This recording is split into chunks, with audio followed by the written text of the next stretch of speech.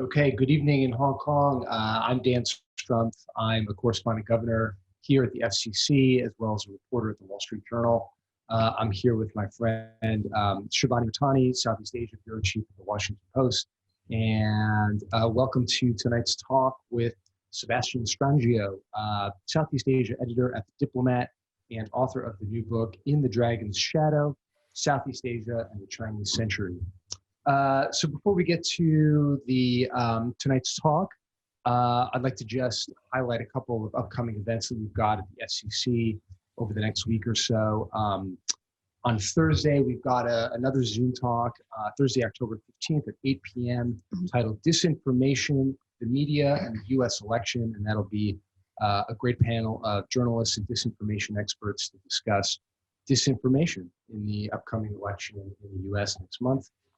And then Tuesday, October 20th at 8 a.m., also on Zoom, we'll have Jiyoung Fun, staff writer with The New Yorker and an extensive author on China, as well as Hong Kong, and most recently the author of an article about how she and her mother became Chinese propaganda. So join that talk on Tuesday, October 20th at 8 a.m.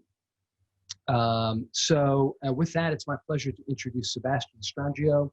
Again, he's the Southeast Asia editor of The Diplomat and author of In the Dragon's Shadow, Southeast Asia and the Chinese Century. And that book examines the impacts of Beijing's rising economic and political power in Southeast Asia and how governments in the region have responded to that. Sebastian is, again, Southeast Asia editor of The Diplomat. He started his career in 2008 as a reporter at the Phnom Penh Post in Cambodia, and has traveled and reported extensively across the 10 nations of ASEAN, focusing on the impact of China's growing power in the region. His writing has appeared in Foreign Affairs, the Los Angeles Review of Books, and the Atlantic and the New York Times, and he's also the author of Hun Sen's Cambodia, which was published in 2014. So this talk will take place over the next hour, but we very much welcome your questions in the audience out there on Zoom. You can send along questions to us by email at question@fcchk.org. That's question, one word, at fcchk.org. And please send those along throughout the talk, and we'll get to those as we go along. So with that, let me turn it over to you, Shibani. Yep. Thank you so much. Thank you, Dan. And thank you, Sebastian. I know it's late for you there in Australia, where you're currently trapped because of COVID, I assume. But I really appreciate it. Good to see you again. So much to discuss in tonight's talk. So I'm just gonna get right at it. The topic here is extremely timely, with the release of your book, but also in the context of what we're seeing with the U.S. China rivalry, playing out every day here in the region. Maybe I could just start with asking, a super broad question. I know it's really hard to generalize, especially when we're talking about 10 very different countries here in the ASEAN bloc. But to me, it seems like Southeast Asia has always been defined by great power rivalry, right? By its position, between the powers of the world. In that context, how do you think China views the region? How does China view Southeast Asia? Does it feel some sort of ownership over it because of its proximity to China, and also because of the Chinese diaspora? And when did it start sort of shifting? That view of Beijing, towards the region? Well, I think to understand the importance that the region holds for the Chinese government, you have to consider China's basic security dilemma. I mean, looking out from Beijing, Asia is a very claustrophobic place. You have, on every side, formidable rivals. You have India and Russia, both of which are nuclear powers. And off the east coast of China, you have a string of U.S. treaty allies: Japan, South Korea, the Philippines, and of course Taiwan, which is also very close to the United States. And so Southeast Asia is the one region in China's neighborhood that does not have an incumbent great power constricting the expansion of Chinese influence. So this, this is one thing. It's a region where that is relatively amenable to the extension of Chinese influence. I think one also has to consider the importance of the region as an economic lifeline for China. This Southeast Asia and of course the South China Sea are, threaded with vital sea lanes of communication upon which the Chinese economy heavily relies. And so I think, expanding China's control over this region, is a very logical thing for the Chinese government to want to do, to prevent any of these sea lanes from being, interdicted or blockaded by a hostile outside power, which of course in this context would be the United States, at least in the minds of a lot of Chinese strategists. And so, I think there's these, very hard strategic reasons why Southeast Asia assumes a considerable importance for the Chinese government. I do think that China's size in the region, gives it a sort of, I don't know, there's a sense almost of a vestige of imperial hauteur. China views itself as the dominant power in the region once again. It is reclaiming a mantle that it lost 150 years ago with the rise of Western empires. And I think it's what we can glean from its behavior and occasionally from the comments of its officials, China wants the region to be, deferential. It wants the region to acknowledge China's size and prominence with, through deference to Chinese aims. And, I think that, to a certain extent, this is the way that great powers have always behaved. But there is probably a vestige or an overlay of the old imperial mentality that, the Middle Kingdom syndrome. I think one should be a bit wary about pushing that analogy too far, but it is, possible to discern, an overlay of cultural attitudes towards the nations of the region that possess something of that. Mm-hmm. Yeah, and jumping to a country that you probably know better than any in this patch, Cambodia. Maybe we can talk a little bit about how that the Cambodia under Hun Sen moved, from being such a promising experiment in sort of aid, recovery, democracy, all these good, wonderful things that Western governments were trying to push. We've discussed before, to essentially now becoming a quasi-client state of Beijing, and why that example is kind of so telling, both of these kind of authoritarian, not very democratic governments we have in the region, and also of China's kind of tactics and approach, when it comes to Southeast Asia. One of the things that struck me during the years I spent in Cambodia was year by year, the increasing visibility of the Chinese investment presence. How the political relationship was manifesting, physically, so I was there from 2008 to 2016. And during those 8 years, China became Cambodia's leading trade partner, its number one source of foreign investment, and its number one source of tourism, or tourist arrivals. And, everywhere you looked in the country, there was, signs of Chinese activity. Chinese made bridges arched over the nation's rivers. Chinese built highways were opening up remote tracts of the country, and Chinese real estate developments were reshaping the skyline of Phnom Penh and other cities. But what was, I think, even more striking was the political ideological effects this had. As you mentioned, in the early 1990s, Cambodia became one of the great post-Cold War nation-building, democracy-building experiments.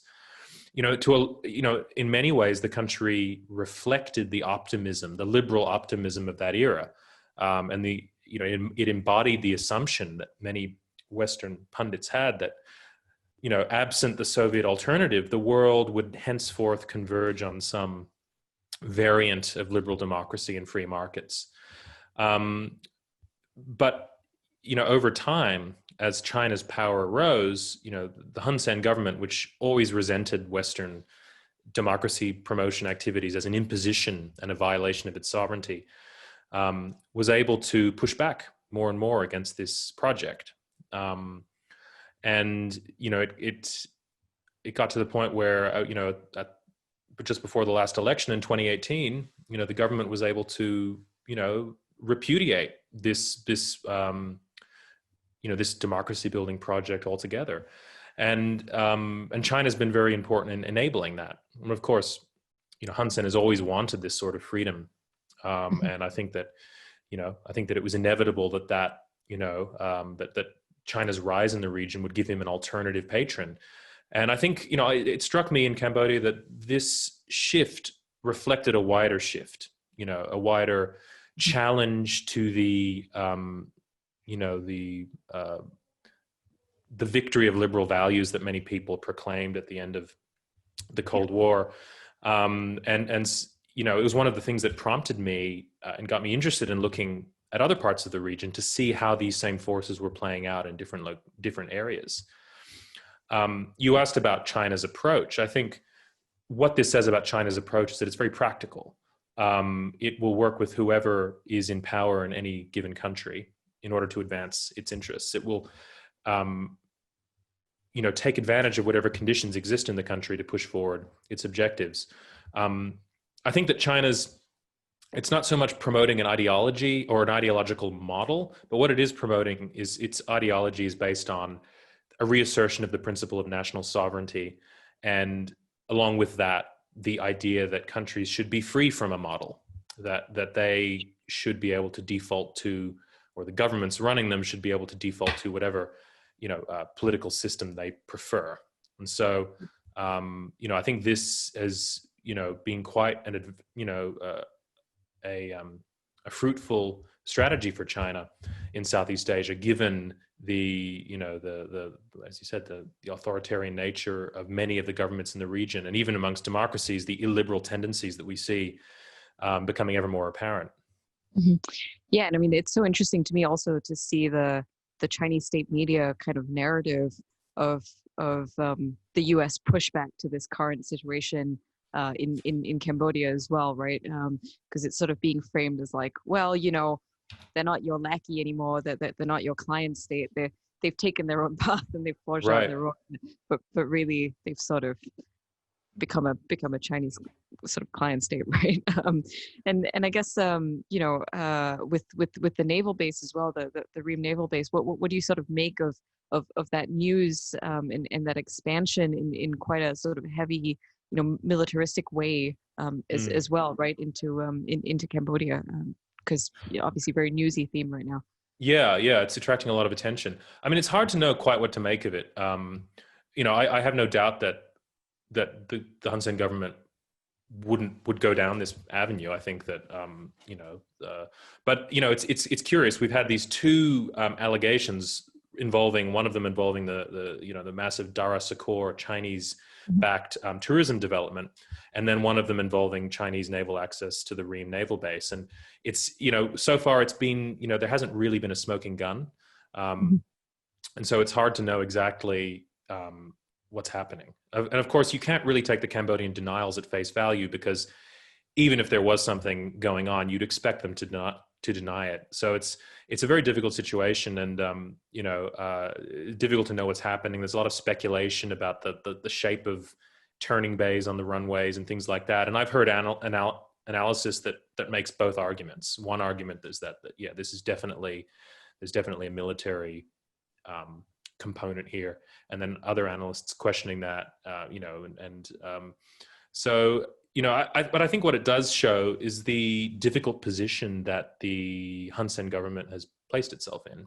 I think that Hun Sen's resentments against the West, which have built up over the last 3.5 decades, are something that have made him,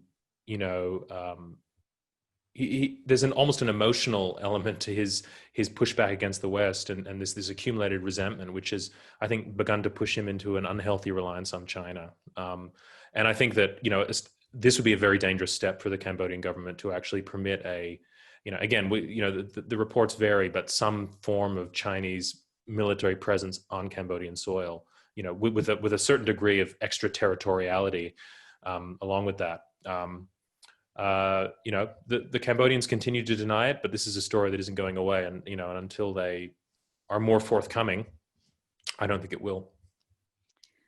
Yeah, I mean, you talk about countries being in a difficult situation. To me, there is no better example of that than Laos, right?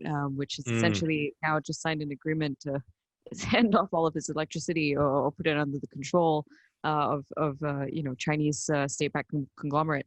Maybe talk a little bit about Laos as well, and how BRI and this dam building and sort of this reliance on China for essentially every kind of major infrastructure project has really kind of eroded its sort of sovereignty, right, in many ways, and its ability to kind of govern itself and make its own decisions. Yes, it's there's been a dramatic expansion of the Chinese investment presence in Laos over the past 2 decades. My first visit to the country in 2003, I mean, I wasn't really looking for it, but I didn't see any sign of that at all. And then, the next visit I made to Vientiane was, I think, 2015, and I was shocked at how much had changed. Again, like Phnom Penh, the face of the city had changed in dramatic ways as a result of the massive influx of Chinese expatriate business people and investment. I think it's important to recognize that Laos has always been a country that's had a degree of whose sovereignty has been compromised to some extent. I mean, it is a sort of loose amalgam of old Lao kingdoms. It's sort of whose authority always faded away at the outer bound, at the periphery of the country. And I think that there's always been a very strong Vietnamese presence in the provinces bordering Vietnam, and the Thais have always had a very strong presence in the country as well. And during the Vietnam War, Vietnamese communists and American, backed Hmong rebels roamed the country at will, fighting a proxy war. And so, the country's always had that problem. I just think that, when it comes to China, they've never had a country that is so large, whose economy is so large, so close at hand. And what we've seen over the past sort of couple of decades is the barrier of mountains and forests that once kept the Chinese state, at arm's length, has been gradually broken down by the development of infrastructure projects, many of them not instigated by the Chinese government. In the early days, a lot of it happened under the Asian Development Bank and the Japanese government. But there has been this infrastructure revolution that has collapsed the distance between China and Laos. And this also applies, of course, to Myanmar and Thailand and Cambodia as well. This infrastructure revolution has opened the Mekong region to a southward sweep of Chinese investment and immigration, which is reorienting in some ways the region's economic center of gravity from the ports of the south, which once connected these countries to global maritime trade routes. Now, the economy is beginning to reorient towards the north, towards China's Yunnan province, and is the fact that mainland Southeast Asia, the Mekong region, is territorially contiguous with mainland China is starting to have become a strategic reality in a way that it hasn't been for most of history. Mm-hmm. Yeah, and one of the things that's also struck me about the COVID-19 pandemic is that it's really been an opportunity for China to kind of demonstrate to the region as a whole its kind of superior sort of handling and distribution of aid, and that it's got Southeast Asia's back, basically, where the U.S. and the West is fumbling, to say the least. What do you make of how COVID has sort of shifted perceptions of Beijing, compared to Washington? And do you think that this was an opportunity for them to show a real kind of help and aid to the region in a way that was different from the Belt and Road, right? Because the Belt and Road was really about Chinese infrastructure development, but this is more about, masks, vaccine diplomacy in some cases, testing kits, and so on. And I think that's a really interesting thing to discuss in this context. Certainly. I think that COVID-19 has basically, furthered a trend that was already underway, which is that both the United States and China are suffering, or the image of both of these powers is suffering in Southeast Asia. And this was borne out before the pandemic in the surveys conducted by the ECS Yusof Ishak Institute in Singapore, which showed, amongst elites and opinion makers in the 10 nations of ASEAN, a pretty significant souring on both of these powers for different reasons. And I think that the pandemic has merely furthered that trend. What we see is a lot of Southeast Asian nations concerned about China's initial response to the pandemic, allowing it to get out in the first place. Some concerns about the region's over-reliance on China in terms of, when the pandemic arose there, the first cases actually arose in Thailand, I think. The first cases outside of China, if I'm not mistaken. And also the fact that China took the opportunity to assert, its maritime sovereign claims in the South China Sea. I think that in the claimant, in the affected nations, that was seen, with a great deal of negativity. But I think it's important to recognize that the pandemic is, not going to ameliorate China's main advantage in the region, which is its geographic proximity. This is a structural underpinning of Southeast Asian relations with China. And I think, as COVID and the economic after effects of COVID continue to ravage the region, China is looking more and more like an unavoidable economic partner. And I think that the Chinese approach has been to constantly underline this geostrategic reality. The foreign minister, Wang Yi, is currently on a tour of Southeast Asia. And I think that his message to the 5 countries that he's visiting is to sort of reaffirm China's commitment to Southeast Asia, that they are going to be the partner that's going to help the region to recover from the economic, well, firstly from the virus itself, signing a lot of vaccine access agreements with Southeast Asian nations. Secondly, the economic impacts of the pandemic. I think that, in Thailand, it's going to be Chinese tourists that arrive first to get the tourist industry back on its feet. And thirdly, the potential political crises that might result from this economic downturn. And we may already be seeing the beginnings of that in Thailand, with the street protests that are happening there now. So I think that the third plank of that is China, saying that we will support you through tough times, and I think that, it's basically about communicating the steadfastness of Chinese engagement in Southeast Asia in comparison to the fleeting, episodic, and sometimes fickle nature of American engagement with the region. Yeah. I mean, perfect that you brought up Thailand, because it was going to segue really nicely into my next question.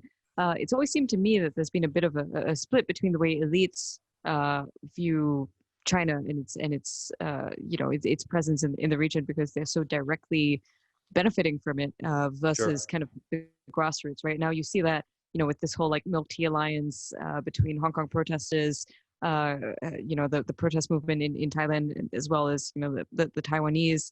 I think you see it in places even like Cambodia, Myanmar, where there is this sense, especially related to COVID-19, right, that China gave us a lot, and then all of a sudden, now we're hurting a lot, and we really need to start questioning our government's sort of reliance and also very deep and sometimes disturbing kind of ties which link to decades of corruption and all of that, right? Sure.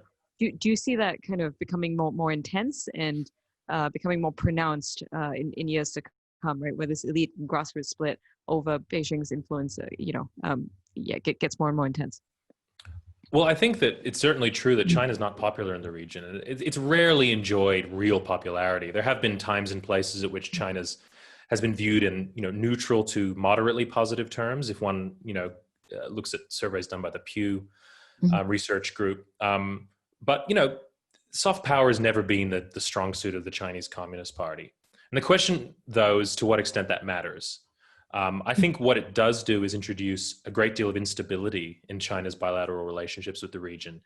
It doesn't necessarily, given the fact that not every Southeast Asian government is democratic and really represents the will of the people, there's a sense in which, it isn't necessarily going to have a direct impact. But if you have, a wellspring of anti-Chinese sentiment, which is rising as a result of Chinese collaboration with a government that is seen as incredibly unpopular or corrupt or repressive, then, you know, at some point that's going to blow back on the bilateral relationship. And, you know, we've seen this in various forms across the region. In Myanmar, the reforms of the political reforms of 2011, 2012 were accompanied by not only an opening to the West, but also, you know, a distancing from China, a repudiation of these massive Chinese infrastructure deals that had been signed by the junta before 2011 and were incredibly unpopular amongst the people of the country. But yes, again, it's a question of how, you know, in the long run, what role this plays in constraining governments in their relations with China. I think it does create an element of instability and unpredictability. But, you know, I think that any government that comes to power in most of Southeast Asia will still be faced with the fundamental quandary of dwelling in China's neighborhood and having to manage a relationship that is, you know, economically vital, you know, to much of the region. And, you know, and it's a very difficult challenge to try and manage. One more thing to mention, of course, is that anti-China sentiment is so often bound up with anti-Chinese sentiment, which is often attached to not, you know, or that makes no distinction between PRC nationals and ethnic Chinese who have been dwelling in Southeast Asia for generations. And so that's another, you know, point of difficulty that, you know, often there is a lot of backlash and fear about China. And in some countries, you know, particularly I think Malaysia and Indonesia probably are the highest risk of this, that anger being sort of indirectly transferred onto local ethnic Chinese populations that have always had a precarious foothold in the national community and have been seen, at least by a vocal minority, as alien to it. Yeah, for sure.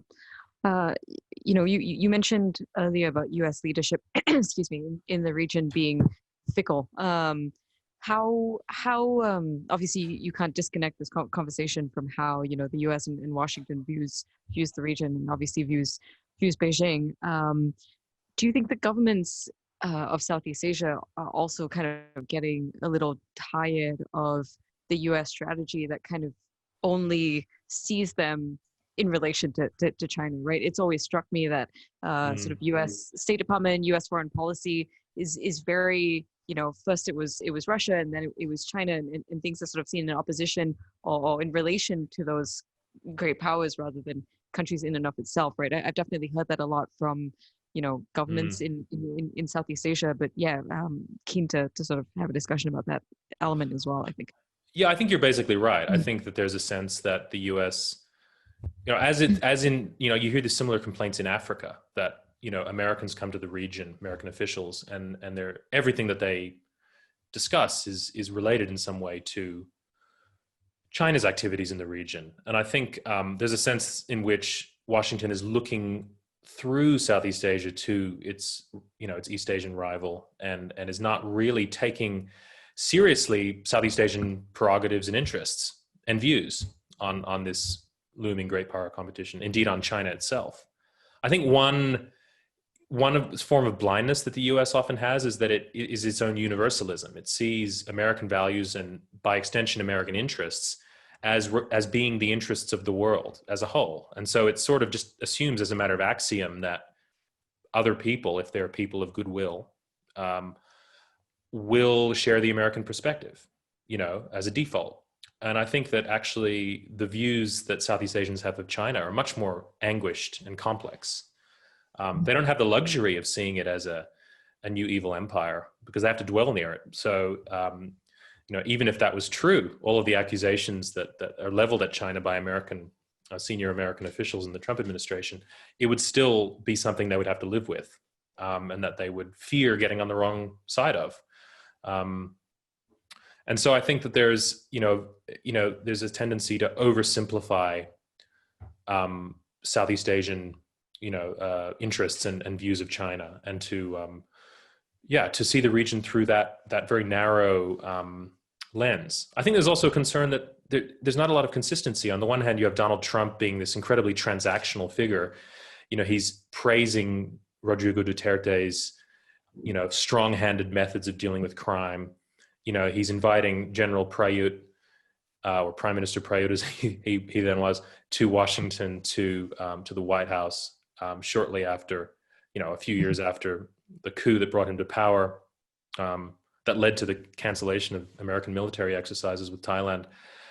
But then on the other hand, you have this barnstorming ideological rhetoric from the Secretary of State, which depicts things, the rivalry with China as a global battle between freedom and authoritarianism, which, and it's very hard to know. You have this sort of episodic transactional engagement, and then veering into this sort of global call to arms against the Chinese Communist Party. Aside from the fact that I think that the ideological argument doesn't carry much weight in Southeast Asia,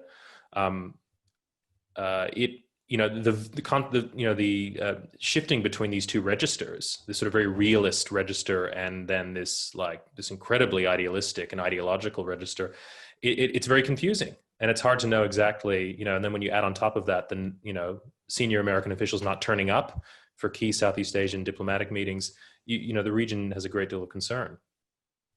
Yeah, for sure. And at the same time, there is still that kind of desperation, right, for U.S. engagement, influence, businesses, especially. You see it most clearly, I guess, with Vietnam. That they've really made a great effort to try to understand both the Trump administration and also woo and caught U.S. businesses in opposition to China and the trade war. Do you think that say if Biden were to be the president after November, would we see things sort of resetting a little bit and the region kind of gravitating closer back to the U.S. because of that, economic presence, the sort of preferable influence there of their companies, versus the situation now, right? How do you predict this situation is going to change after the election if Biden were to win?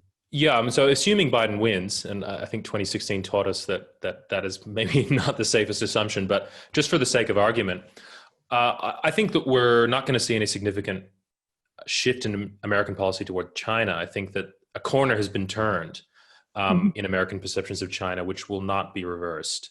But what I think we will see is more cohesion and more, follow through. Of course, it's very difficult. The United States is far away. It is a global hegemon with a global agenda. It's deeply engaged everywhere, and it's very hard for it to match the diplomatic and economic resources that China is able to pour into the countries that lie close to its borders. I think we're still likely to see a tension between ideological framings and sort of the need to engage. So I think it's almost in American DNA to frame superpower rivalry as a battle of good and evil, and I think that will continue under Biden, a potential Biden administration. But I think it will be moderated slightly. It'll be in a more moderate register. There'll be less. It won't be quite as shrill as some of Pompeo's remarks have been. But I think that will remain, and I think that tension between the pursuit of values and interests is going to continue. And I think that we'll see a combination of American engagement with authoritarian states when it's, in cases when it's beneficial, such as with Vietnam, and then we'll also see certain cases in which the U.S. stands on principle, and that the pattern of the past decade is that those countries have tended to veer towards the Chinese camp when pressure has been applied from Western countries. So, I think that what we'll see is policy. Basically, the amplitude will narrow. It will become more moderate in every respect and more cohesive. But I think the fundamental tensions will remain. So I'm just going to open things up now to questions. Be really great if viewers would send their questions in, and we will get to them. There's a first question here from Ruben Easy. Where in Southeast Asia do you see most resistance to Chinese influence? Well, I mean, clearly Vietnam is the most historically fearful and suspicious of China. I mean, it's almost in the sort of national DNA. in many ways, you could argue that Vietnamese national identity was forged in resistance to China. And today, you look at opinion surveys, and Vietnam registers some of the least approval of China, or the most negative perceptions of China of virtually any country in the world, let alone Southeast Asia. It's reflexive, and it cuts across every social and political divide. And it's a huge challenge for the Vietnamese Communist Party to maintain, the economic growth upon which communist rule depends. Requires, the Vietnamese authorities to maintain a good relationship with China, which of course is also ruled by a communist party that has very close historical and political ties to the Vietnamese party. So, what you have is a government that is caught between, economic and strategic necessity and the opinions of a large percentage of the Vietnamese people. And it's a tension that I think the Vietnamese government has actually managed fairly well, considering how the difficult situation it finds itself in. But anti-Chinese sentiment in Vietnam constantly threatens to erupt and destabilize its relationship with China and delegitimize the Vietnamese Communist Party itself. Mm-hmm. And this is sort of a related one. What do you see as the biggest potential roadblock to Chinese plans for the region in the future? Oh, I mean, it's a difficult one. I think that, the Chinese government is in so many ways its worst enemy in the region. Its inability to deal with public concerns and criticism, I think, is a huge liability. I did say, question before to what extent public opinion will ultimately weigh in. China's never been popular in the region, but it's still managed to, attract, develop a certain amount of influence and push forward many of its core strategic aims.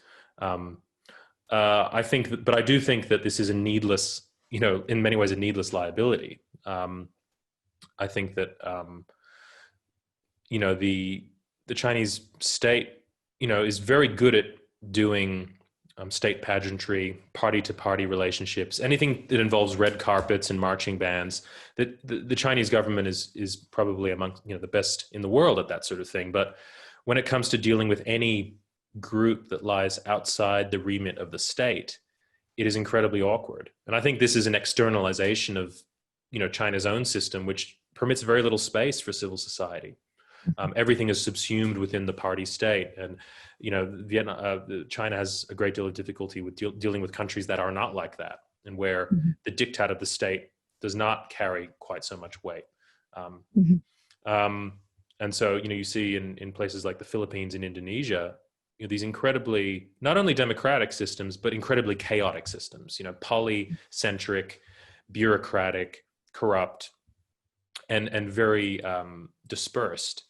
You see a great deal of difficulty, the Chinese government in grappling with the realities on the ground and advancing, Belt and Road projects and large scale infrastructure. And so I actually think that to some extent, the governing, the governance challenges in the region, or the political realities in the region will pose, will probably pose the most serious long-term challenges. I also think China's relationship with the ethnic Chinese diasporas of the region is a hugely sensitive question in many of the Southeast Asian countries. And, there's been a worrying turn towards engagement with these communities over the past few years, which, seems to be aiming to convert their political loyalties into their ethnic affiliations into political loyalties or support for key Chinese initiatives. And this is something that has been probably at the, one of the most sensitive questions during the Cold War, and it could become a massive obstacle to the pursuit of Chinese goals in the region. For sure. Yeah, I think that could be a whole nother talk in itself, honestly. A whole other book for sure. And ethnic Chinese question. Question here from Jeremy Grant. China has a renminbi clearing arrangement with Singapore and other countries in the region. How do you see China using the renminbi as a quiet tool of engagement and as a commercial enabler across the region, right? Especially, obviously historically, U.S. dollar has been the leader here, right? So, well, I'm not an expert in international finance, but I get the impression that the more that the United States uses its economic power and the power of the dollar as a form of leverage and coercion, which the Trump administration has really, really ramped up in its sanctions on Iran, sanctioning China now over the, ostensibly over the Uyghur situation, but basically in the context of its escalating competition with Beijing. I think that we're seeing the beginnings of a global pushback against the use of the US dollar for these purposes. Even the Europeans are not happy about it, although they, for different reasons than the Chinese. And so I think that, this is one sign of, China attempting to establish tools and mechanisms through that will be, that will exist outside of the American dominated financial system. And I think that, I don't know how soon these will actually have strategic salience. I'm not an expert in this, but I've read analysis by, financial analysts that, that argues that it is a very long way away, an alternative to the US dollar system. But it is something that I think, all the nations that are discontented with American unilateralism will continue to step forward with. And it's only a matter of time before that it will start to become significant. So I think that it's it's really a logical outgrowth of the way the U.S. has used the dollar to impose its will on recalcitrant countries. Yeah. Also, kind of semi-related question here about debt. So many countries in the region have a huge amount of debt to China because of the Belt and Road Initiative. How do you see that the role of debt becoming sort of a policy tool for Beijing, right? And do you feel like BRI was always kind of designed to keep the region in some way subservient to China's economic prowess, right? I think the idea of debt trap diplomacy has become kind of a meme. And one of its main claims is that China's using debt as a tool to ensnare small countries. And I think that, from the research that I read on the Belt and Road Initiative, there's not a lot of evidence that China's purposefully using debt in that way. The reality, once you get out onto the ground, is a lot more messy. You have recipient governments often being the ones that are initiating projects. You have Chinese state-run firms that are, greenlighting projects that serve their own interests and the interests of the provinces from which they come. There's a great deal of waste, a great deal of chaos in implementation. I think that obviously the BRI, when it comes to very large-scale infrastructure projects like the Laos Railway or the East Coast Rail Link in Malaysia, these are projects that carry massive price tags, and they're always going to pose a problem for any a country that takes on a lot of debt and is unable to pay it back. Especially given the the black swan of COVID. One of the reasons that Laos has had to cede majority control of its power grid to a Chinese company is because COVID caught it. It basically it was operating on very narrow margins, and COVID has torpedoed the Lao economy and has it is no longer, as a result, is no longer able to meet its debt obligations. And so, yes, I think that there's, there is a serious risk, but I do think that, describing it as a purposeful strategy, I think underplays the extent to which local governments are partners in the Belt and Road Initiative and sometimes seek to manipulate it for their own advantage. And it also underestimates the chaos of the actually existing Belt and Road. Yeah, for sure. And how Chinese companies also have kind of exploited that label, right? Sure, of course. There's a question here from Chris Page, getting a lot of Myanmar throwback here. how do you think Australia can rebuild its relationship with China? This relationship's obviously deteriorated significantly in the last few years. And most recently, the Morrison government's, call out of China's handling of COVID. Do you think it's sort of a lost cause? Well, this isn't my area of specialization. What I would say is that there seems to be a tension here between, our need to signal to the United States that we're on board and our economic reliance on China. In some ways, it's a similar position that a lot of Southeast Asian countries find themselves in, except, in Australia, we are very definitely, in terms of our political culture, we're very much more, aligned with the United States on questions of liberal values and things like that. And I think that we have, a different orientation toward China for that reason. But I think with the Trump administration taking this very, confrontational turn towards China, it's put Australia in a difficult position. My understanding is that the US has put a lot of pressure on the Australian government to back all of its key sort of statements and policies toward China, and to sort of sign up for this, this global alliance of democracies against dictatorship. But China is still a hugely important economic partner of Australia, and it will take some time before Australia can wean itself off reliance on China's appetite for minerals and other natural resources, and agricultural produce. And so I think basically the bottom line is it's put Australia in a very difficult position. But I think Canberra will be watching the US election closely. Because I think a Biden administration would probably moderate some of these tensions, at least in the short to medium term. Mm-hmm. Another question here from Ruben. How likely is it that we could see a coordinated pushback in the South China Sea against China's territorial claims over the next 10 years? This is giving me sort of nightmares of covering ASEAN conferences and the communiques and the deeply concerned and then the not very concerned and a little bit concerned. But, do you think it's possible, for ASEAN to kind of get itself together and actually push back in a real way here? In short, no. I think that there's the question of whether the claimant states could shelve their differences and form maybe a sub-ASEAN sort of mini bloc that is able to present a united front toward China. Even that has been difficult, given the overlapping claims that all of these countries have with each other. That's complicated efforts to. The fact that the Philippines and Malaysia are still arguing about sovereignty over Sabah in the eastern part of Borneo is an indication that these questions of overlapping, these territorial and bilateral disputes may seem esoteric, but they still have a lot of saliency in the politics of these countries. And I think that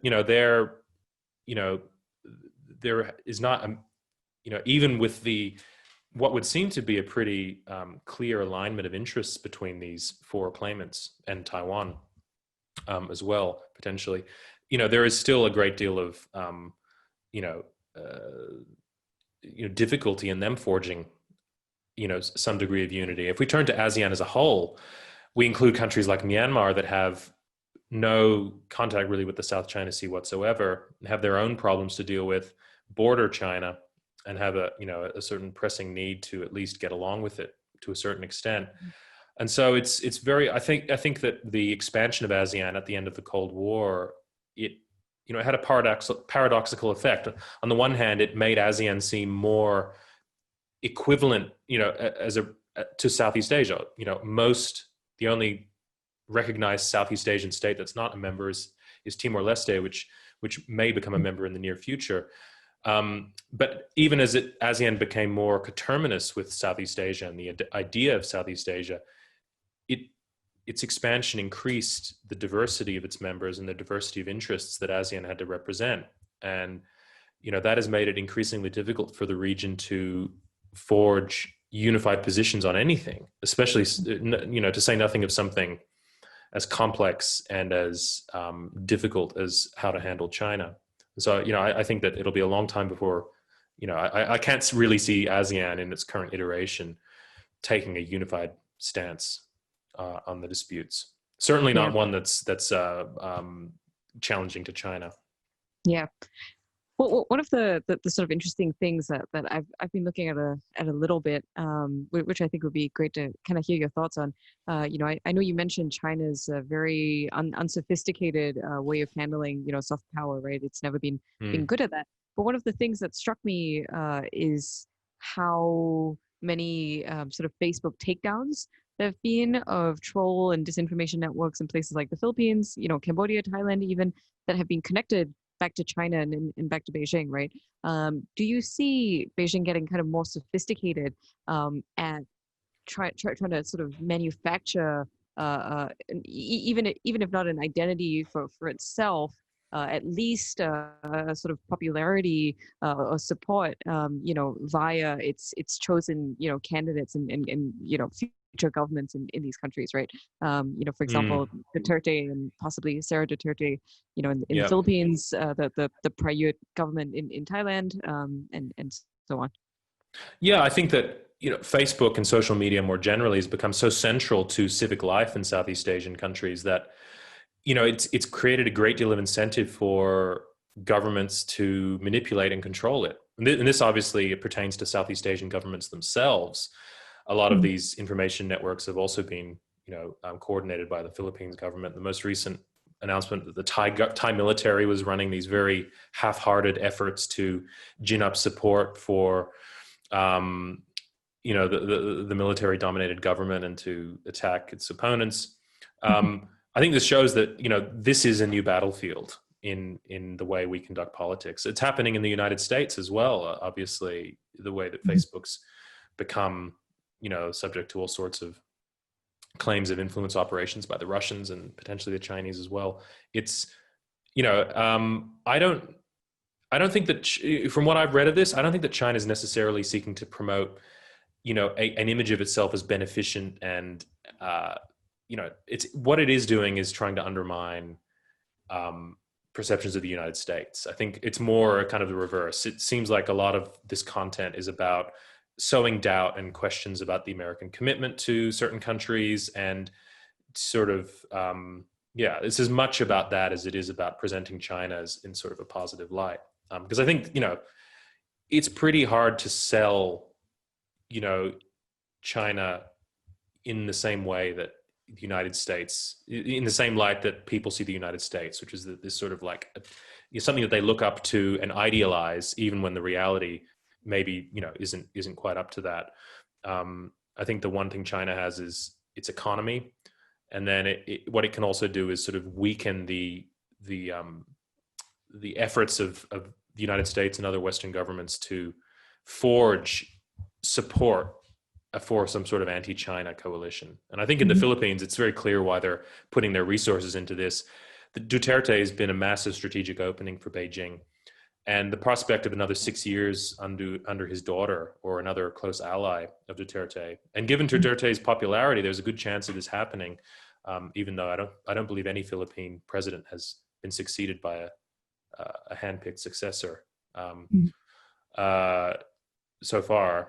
But it makes sense that they would want another 6 years of Duterte, and so I think that it's in some ways the logical thing to do.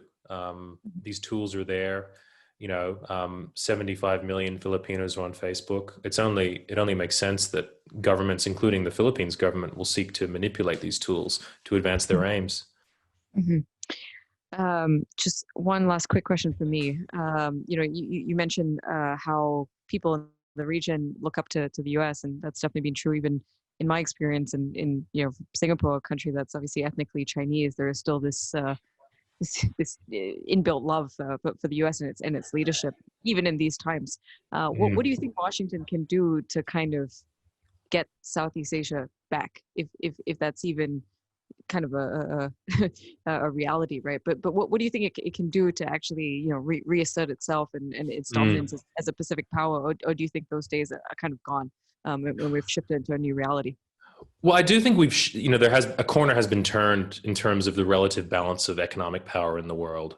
And this doesn't just involve China, but also just the broad shift of wealth and power from west to east. Really, the shift back to east has, means that the United States can no longer sort of presume to be number one everywhere forever, even though there are some people in the U.S. security establishment that would like that to be the case. I think one of the main problems is that, the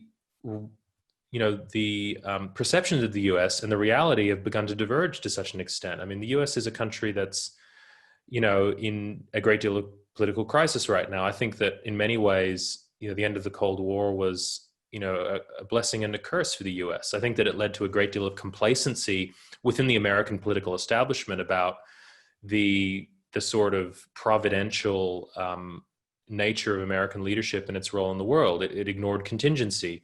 And I think the reality is that since the 1980s, the U.S. has been, dismantling its welfare state. It's been, transferring wealth from the, the middle class upwards. It's been deregulating. It's been, it's created a situation in which there's a great deal of economic inequality, which has created a huge amount of backlash. And that backlash is manifesting in sort of anti-democratic, the anti-democratic drift of the current Republican Party, the rise of Trump. It's very hard for the United States to claim with a straight face that it really represents a political model anymore, even though I think a lot of people still see its ideals in that light. I think that it's becoming increasingly apparent that it's, even people who admire the U.S., they don't want, often don't like to be told how to run their affairs when clearly the United States is in a great deal of disarray, and in many respects can't really claim to be a paragon of democratic virtue anymore, to the extent that it ever could. So I think my view on how the U.S. can compete with China and also how it can sort of generally improve its image is to focus on the home front and repair the sources, really focus on why America has been so successful, which has been its open society and its ability to attract talent from around the world. I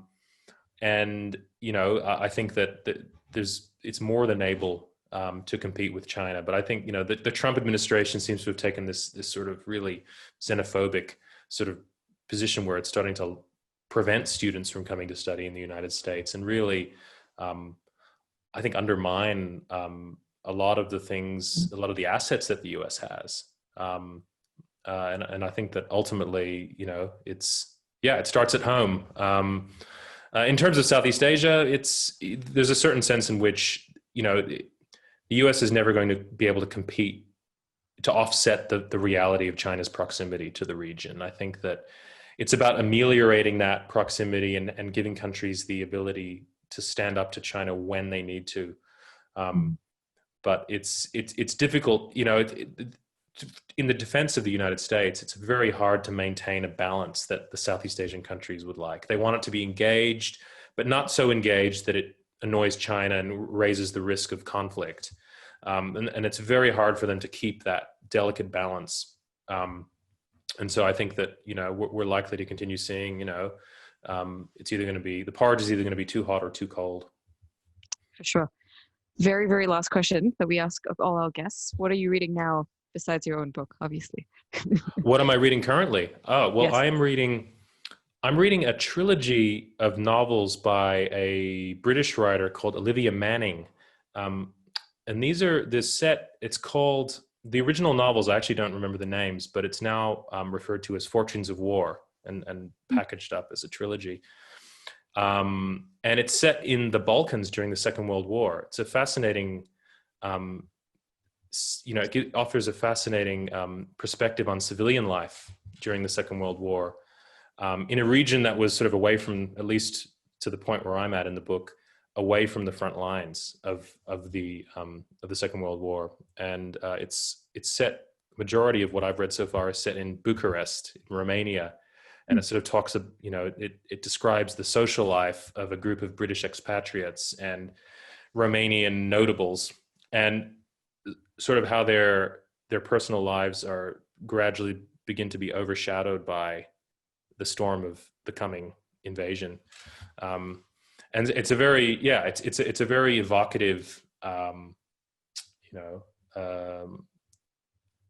yeah, it's a very evocative look at the, you know, what it would have been like back then. I think the author actually based it on her own experience in Romania at the time, and I think that you know, it's full of fascinating detail about you know, life as it was back then.